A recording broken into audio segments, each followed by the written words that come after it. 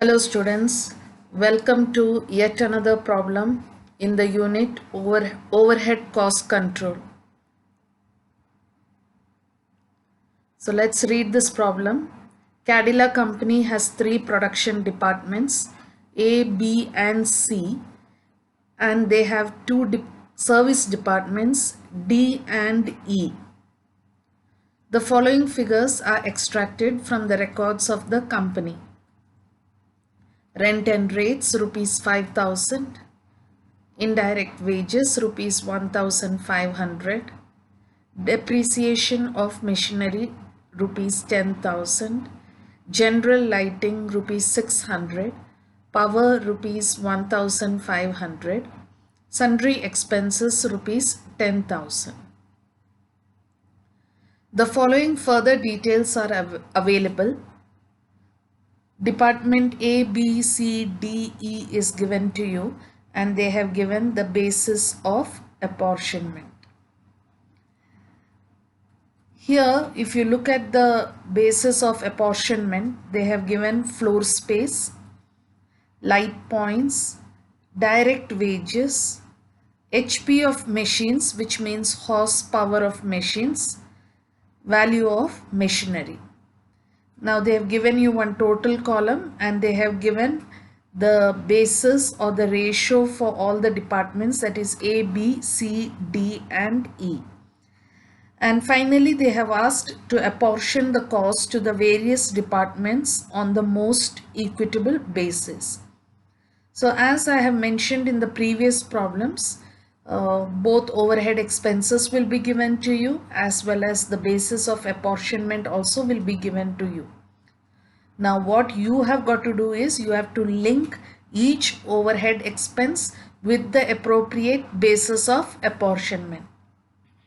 For this, I had given you a chart regarding the basis of apportionment and have told you time and again that you have got to by heart it so that you can select the most suitable one. Now before we go into that, let me just point out one twist over here. If you look at the basis of apportionment, you will find one direct expense, which is direct wages. It's given just below floor space and light points. You find their direct wages. As you have understood from the first video itself, that overheads refers to all the indirect costs, whether it's with reference to materials or labor or other expenses. We consider all indirect expenses under overheads. So then what do we do with this direct expenses? This direct expenses, if it is relating to service department, for service department we have to show it as a overhead. For production department, all direct expenses are regarded as direct cost itself. But for service department, as in this problem, we have got D and E department, which are the service department. For them, the direct wages are regarded as overheads. So please remember this point. Again, I repeat, for service department alone, if any direct expenses is shown, then we regard that to be overheads and charge it to the service department itself. So you'll understand this when I show you the working of the problem. Just for your recalling, I have given the basis of apportionment once again. So let's have a look at that. This was given to you in the previous video when I discussed problem number 1. This is a continuation of the previous slide. And now this slide will show you the working and what are we relating the overhead expenses with, which means how are we linking the overhead expenses with the various bases of apportionment. Depending on whatever information is given to you in the problem, you have to take the most suitable basis of apportionment. So rent and rates, I have linked it with floor space. This was there in the previous problem also. Indirect wages can be linked with direct wages. Depreciation of machinery with value of machinery or asset value general lighting with light points, power with horsepower of machines, and sundry expenses with direct wages. If you go through the chart of basis of apportionment, you'll understand this better. So always keep that ready with you as a reckoner. And here I have worked out the problem. The heading should always be given as overhead distribution summary.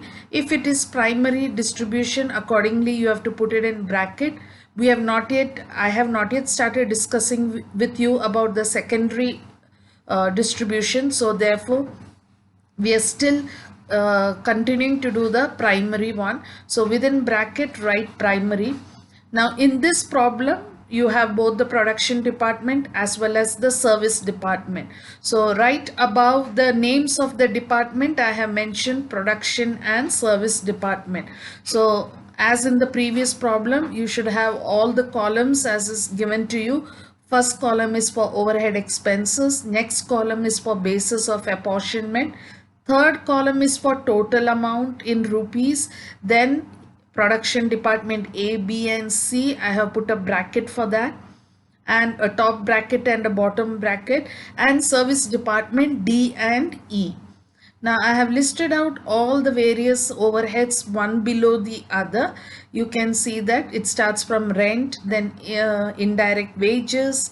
Indirect wages is an overhead, depreciation of machinery, lighting, power, sundries. And next to that I have put the basis of apportionment. Now if you observe below sundries, that is the last overhead I have given is direct wages. And if you look at the all the department columns, you will see that nothing is given for A, B and C. Though in the problem they have given you information regarding it. Let's go back to the problem once again.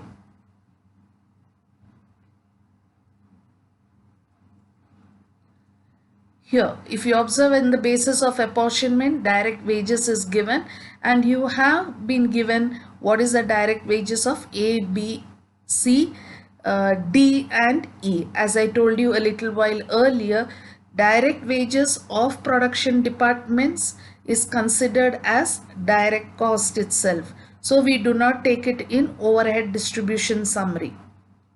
But direct expenses of service department is regarded as a overhead of those service departments. So we will only consider that overheads and charge it only to those service departments.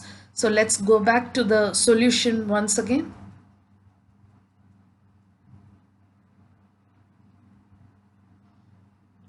So here we are, you see direct wages. I have given the basis of apportionment as actual, and the total amount is 2000 because I have added up D and E together. 1500 plus 500 gives you 2000, and that I have put in the total column. But you are not going to charge anything for A department, B and C because they are production departments, and you're only going to charge direct wages, which is an overhead for the service departments. Therefore they are charged with 1500 and 500 respectively.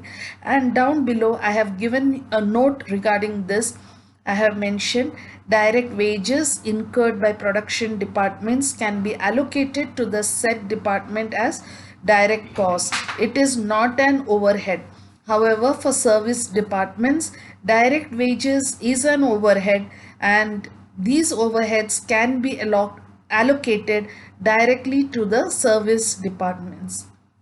Now after you do charge them with these amounts, then you can take a total of all the columns including the total column, and you know what is the total overhead to be charged to each department.